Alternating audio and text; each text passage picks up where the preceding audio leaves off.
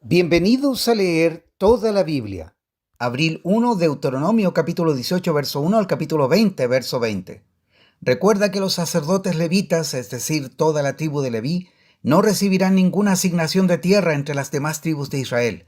Pero tanto los sacerdotes como los levitas comerán de las ofrendas especiales dadas al Señor, porque esa es la parte que les corresponde. No tendrán tierra propia entre los israelitas. El propio Señor es su preciada posesión, tal como les prometió.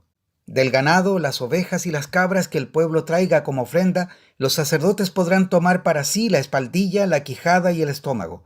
También les darás a los sacerdotes la primera porción de los granos, del vino nuevo, del aceite de oliva y de la lana que obtengas en la temporada de esquila. Pues el Señor tu Dios eligió a la tribu de Leví de entre todas tus tribus para que sirva en nombre del Señor por siempre.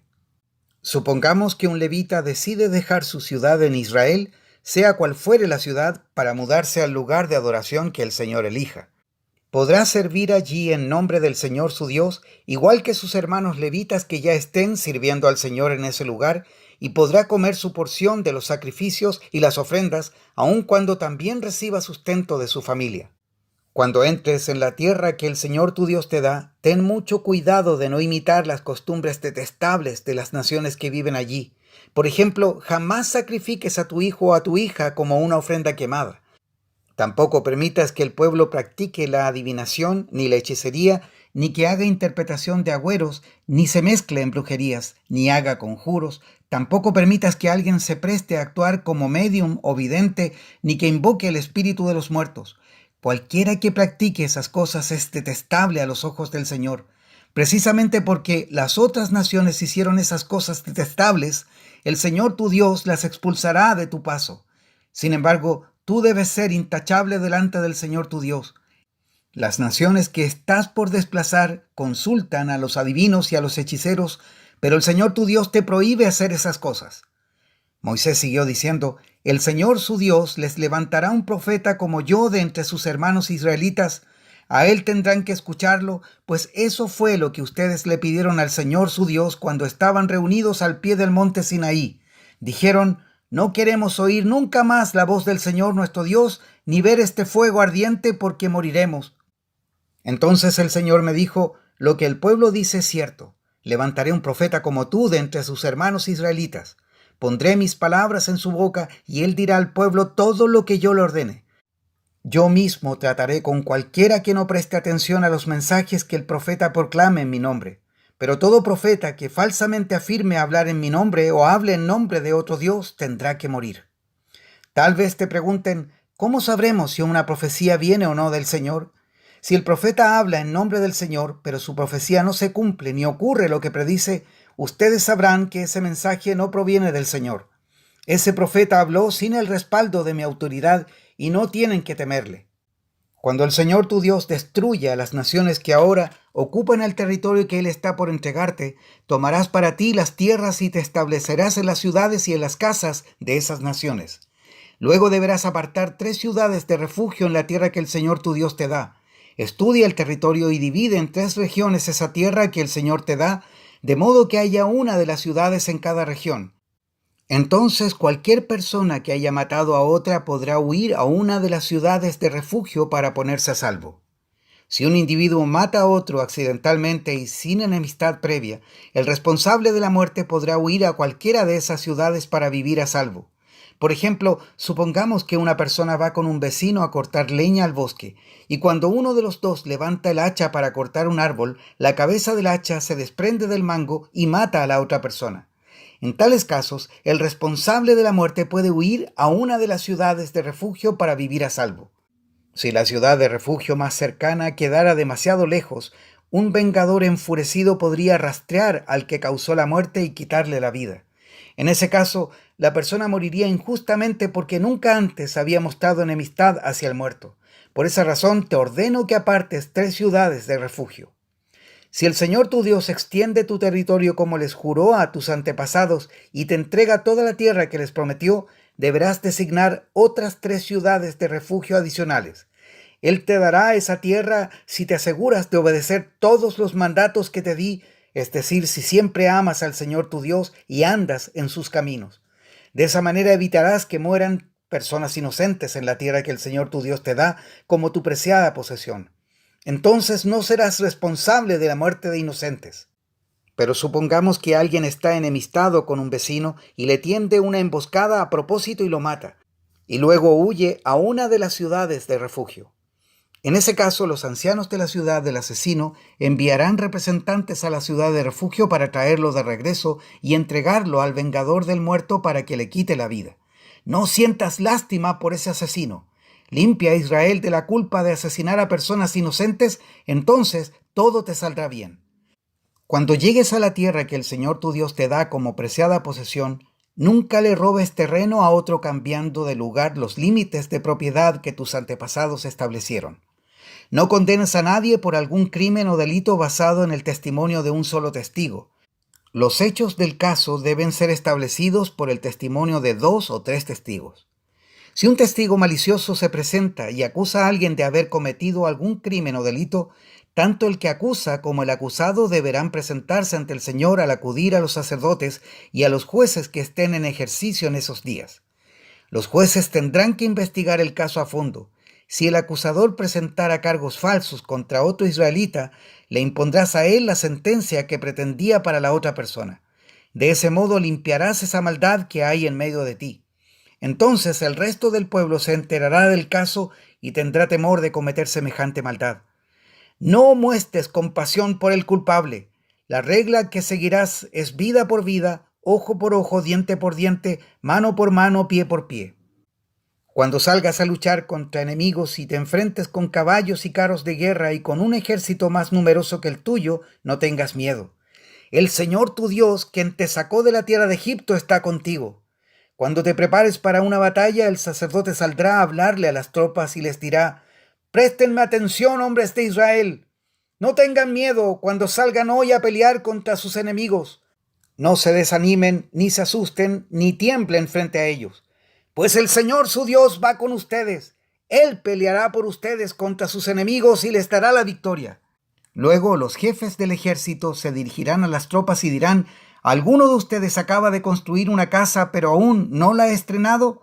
De ser así, puede irse a su casa. Podría morir en batalla y otro estrenaría su casa. ¿Alguno de ustedes acaba de plantar un viñedo, pero aún no ha comido ninguno de sus frutos? De ser así, puede irse a su casa. Podría morir en batalla y otro comería los primeros frutos. ¿Alguno de ustedes acaba de comprometerse con una mujer, pero aún no se ha casado con ella? Bien, puede irse a su casa y casarse. Podría morir en batalla y otro se casaría con ella». Luego los jefes también dirán: «¿Alguno de ustedes tiene miedo o está angustiado? De ser así, puede irse a su casa antes de que atemorice a alguien más». Una vez que los jefes terminen de hablar a las tropas, nombrarán comandantes para cada unidad. Cuando te acerques a una ciudad para atacarla, primero debes ofrecer condiciones de paz a sus habitantes. Si aceptan las condiciones y te abren las puertas, entonces todos ellos quedarán obligados a servirte haciendo trabajos forzados.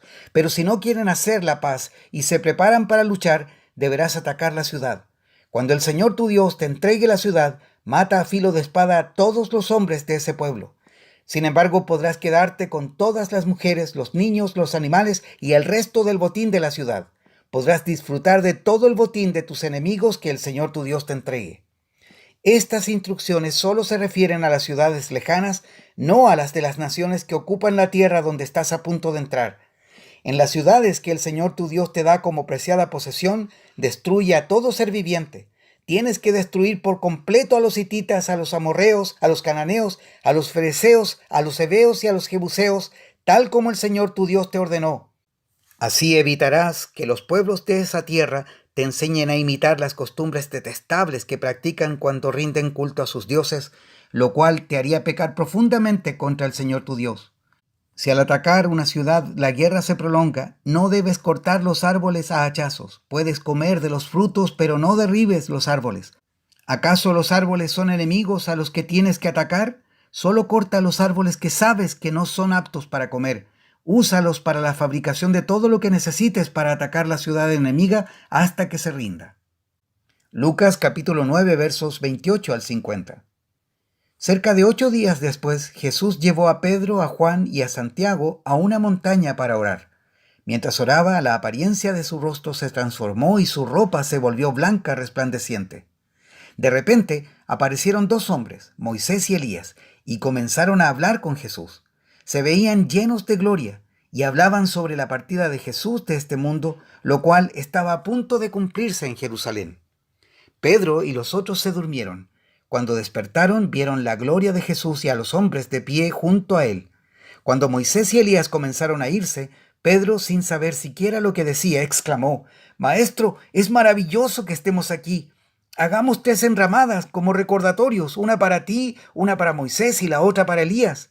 Pero no había terminado de hablar cuando una nube los cubrió y mientras los cubría se llenaron de miedo. Entonces, desde la nube, una voz dijo: «Este es mi hijo, mi elegido. Escúchenlo a él». Cuando la voz terminó de hablar, Jesús estaba allí solo. En aquel tiempo no le contaron a nadie lo que habían visto. Al día siguiente, después que bajaron del monte, una gran multitud salió al encuentro de Jesús. Un hombre de la multitud le exclamó: «Maestro, te suplico que veas a mi hijo, el único que tengo. Un espíritu maligno sigue apoderándose de él, haciéndole gritar. Le causa tales convulsiones que echa espuma por la boca, lo sacude violentamente y casi nunca lo deja en paz. Le supliqué a tus discípulos que expulsaran ese espíritu, pero no pudieron hacerlo». «Gente corrupta y sin fe», dijo Jesús, «¿hasta cuándo tendré que estar con ustedes y soportarlos?». Entonces le dijo al hombre: «Tráeme a tu hijo aquí». Cuando el joven se acercó, el demonio lo arrojó al piso y le causó una violenta convulsión. Pero Jesús reprendió al espíritu maligno y sanó al muchacho. Después lo devolvió a su padre. El asombro se apoderó de la gente al ver esa majestuosa demostración del poder de Dios. Mientras todos se maravillaban de las cosas que él hacía, Jesús dijo a sus discípulos: «Escúchenme y recuerden lo que digo. El Hijo del Hombre será traicionado y entregado en manos de sus enemigos». Sin embargo, ellos no entendieron lo que quiso decir. El significado de lo que decía estaba oculto de ellos, por eso no pudieron entender y tenían miedo de preguntarle. Entonces los discípulos comenzaron a discutir entre ellos acerca de quién era el más importante. Pero Jesús conocía lo que ellos pensaban, así que trajo a un niño y lo puso a su lado. Luego les dijo: «Todo el que recibe de mi parte a un niño pequeño como este, me recibe a mí, y todo el que me recibe a mí también recibe al Padre, quien me envió. El más insignificante entre ustedes es el más importante». Juan le dijo a Jesús: «Maestro, vimos a alguien usar tu nombre para expulsar demonios, pero le dijimos que no lo hiciera porque no pertenece a nuestro grupo». Jesús le dijo: «No lo detengan. Todo el que no está en contra de ustedes está a su favor». Salmo 73, versos 1 al 28. En verdad Dios es bueno con Israel, con los de corazón puro. Pero en cuanto a mí, casi perdí el equilibrio. Mis pies resbalaron, estuve a punto de caer, porque envidiaba a los orgullosos cuando los veía prosperar a pesar de su maldad. Pareciera que viven sin problemas, tienen el cuerpo tan sano y fuerte, no tienen dificultades como otras personas, no están llenos de problemas como los demás. Lucen su orgullo como un collar de piedras preciosas y se visten de crueldad. Estos gordos ricachones tienen todo lo que su corazón desea. Se burlan y hablan solo maldades. En su orgullo procuran aplastar a otros. Se jactan contra los cielos mismos y sus palabras se pasean presuntuosas por toda la tierra. Entonces la gente se desanima y se confunde al tragarse todas esas palabras. ¿Y qué sabe Dios?, preguntan. ¿Acaso el Altísimo sabe lo que está pasando? Miren a esos perversos. Disfrutan de una vida fácil mientras sus riquezas se multiplican. ¿Conservé puro mi corazón en vano? ¿Me mantuve en inocencia sin ninguna razón? En todo el día no consigo más que problemas. Cada mañana me trae dolor. Si yo realmente hubiera hablado a otros de esta manera, habría sido un traidor a tu pueblo. Traté de entender por qué los malvados prosperan, pero qué tarea tan difícil. Entonces entré en tu santuario, oh Dios, y por fin entendí el destino de los perversos. En verdad, los pones en un camino resbaladizo y haces que se deslicen por el precipicio hacia su ruina. Al instante quedan destruidos, totalmente consumidos por los terrores. Cuando te levantes, oh Señor, te reirás de sus tontas ideas como uno se ríe por la mañana de lo que soñó en la noche. Entonces me di cuenta de que mi corazón se llenó de amargura y yo estaba destrozado por dentro. Fui tan necio e ignorante. Debo haberte parecido un animal sin entendimiento. Sin embargo, todavía te pertenezco. Me tomas de la mano derecha. Me guías con tu consejo y me conduces a un destino glorioso. ¿A quién tengo en el cielo sino a ti? Te deseo más que cualquier cosa en la tierra. Puede fallarme la salud y debilitarse mi espíritu, pero Dios sigue siendo la fuerza de mi corazón. Él es mío para siempre. Los que lo abandonen perecerán, porque tú destruyes a los que se alejan de ti. En cuanto a mí, qué bueno es estar cerca de Dios. Hice al Señor soberano mi refugio, y a todos les contaré las maravillas que haces. Proverbios 12, verso 10. Los justos cuidan de sus animales, pero los perversos siempre son crueles. Hasta aquí la lectura de hoy.